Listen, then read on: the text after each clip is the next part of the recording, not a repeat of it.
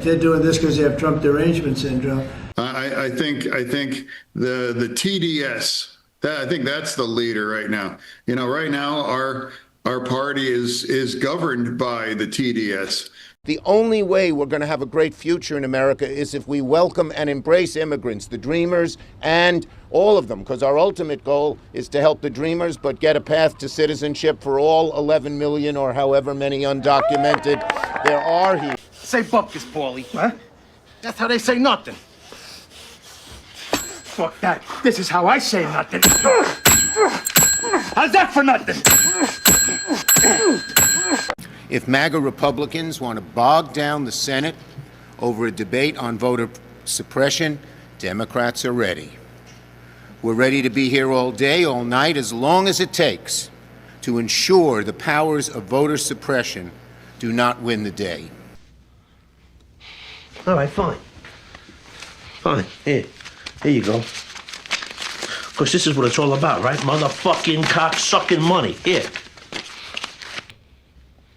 Stick it up your ass.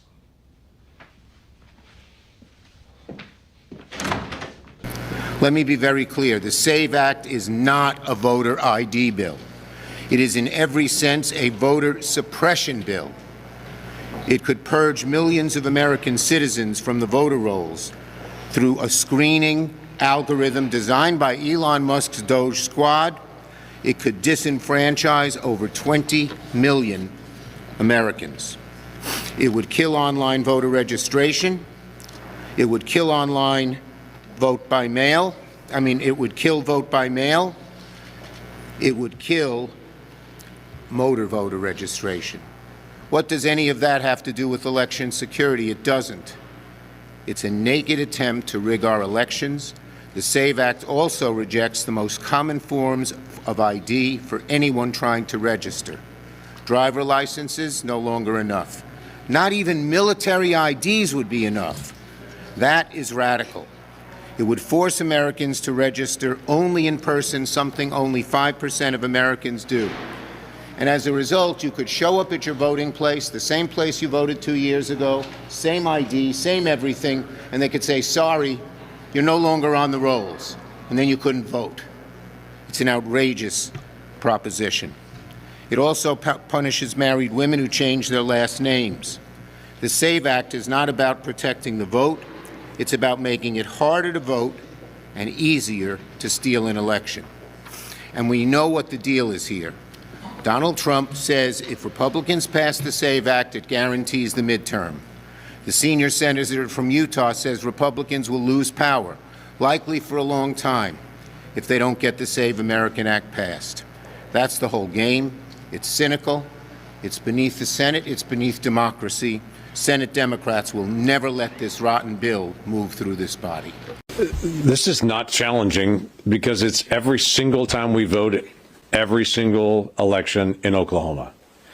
It's funny to me the number of people that come and say, how would this ever work? And I just smile and go, well, we figured it out. Everybody else knows how to be able to do this. In every election in Oklahoma, every single person who votes has to show ID. And I mean every single person who votes, in person or by mail. Our mail-in votes in Oklahoma are done when they actually show up at a spot to be able to mail in and get a notary to be able to look at their ID, to be able to take the envelope that's about to be matched, to match the name that's on the envelope and the name of the ID, and then it actually is notarized and then goes in the mail. Every person who votes in Oklahoma, whether by mail or in person, has to show ID. And you know what? We have a lot of people that show up to vote. This is not challenging here. And it's the most simple, basic thing that we actually deal with when we talk about the Save America Act, this basic principle that citizens vote and you have to show ID. You can't just walk up and say, my name is John Smith and I should be on that list somewhere, check off that's me. You have to actually verify that that's actually you at that point. So we know one vote for one person, and that's all they get. It's also interesting to me when I think about this most basic element, that is, you have to be a citizen to vote. And I have some of my colleagues that will go back to the 1965 Voting Rights Act. And I go, do you realize the 1965 Voting Rights Act begins with the phrase, all citizens? That's how it starts. All citizens.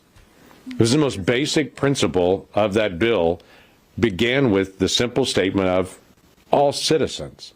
Have to prove citizenship to be able to register to vote in this country. And the second component is that you actually have to show an ID to vote in this country. We think those are both things that are overwhelmingly popular all across this country, no matter what your political party is.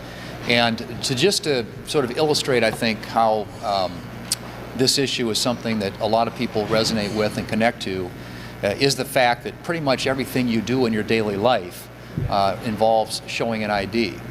You know, whether it's opening a bank account, you know, getting a hotel room, picking up prescription drugs. You need a card in many cases just to get into a library. I mean, these are things that are just basic, fundamental aspects of our everyday life. We certainly ought to be able to apply them to something as important as voting in this country. And if you think about it, even the Democrats who are complaining loudly about this required a photo ID to get into the Democrat National Convention. And there are a number of our colleagues, Democrat colleagues on the other side of the aisle, who require a photo ID just to attend their official events. So these are issues that are overwhelmingly popular with American people, as is the issue of ensuring that biological males cannot compete in women's sports. We think that is also a no-brainer. It defies common sense not to agree with that, but that is an issue also that we intend to have a conversation about on the floor in the next few days, and we'll look forward to putting the Democrats on record and showing just the lack of common sense that they apply to some of these basic issues where the American people agree with us.